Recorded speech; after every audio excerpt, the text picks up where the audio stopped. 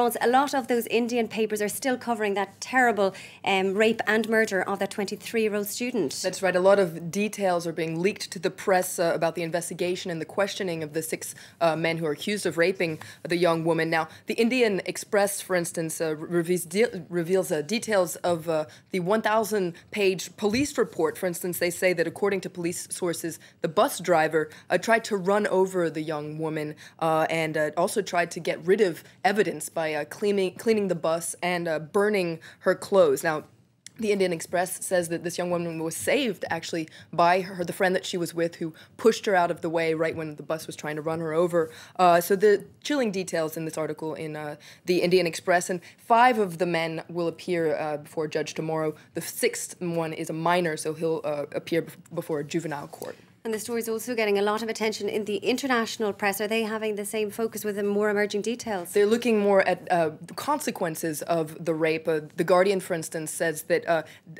because of the rape, more and more women are rushing to buy guns. For instance, hundreds of women in Delhi have reportedly applied for gun licenses. Now, according to The Guardian, this news underlined the widespread sense of insecurity in Delhi and also the lack of faith in law enforcement agencies. It also says that there are a lot of fears in India that this attack will lead to restrictions on women's rights. And according to this article in The Guardian, there have already been several moves in some Indian towns. For instance, one town banned young women from using their cell phones. Another town banned a school from letting young women wear skirts there.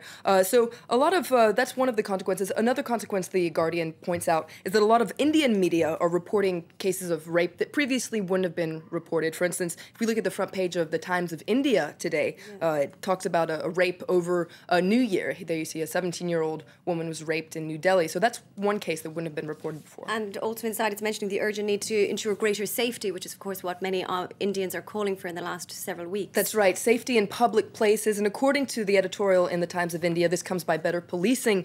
But another thing that the Times of India says is crucial is to have more efficient and reliable public transport. It says that mobility is a basic right, and public transport, including safe and reliable night services, is an important way to empower citizens. So not only women, but men as well. According to this article, having safe transport at night boosts the economy. So it says that instead of trying to repress nightlife for women, what we actually should do is empower it and not fall into the trap of restricting women's rights. It's certainly a story that will continue in the headlines for some time yet.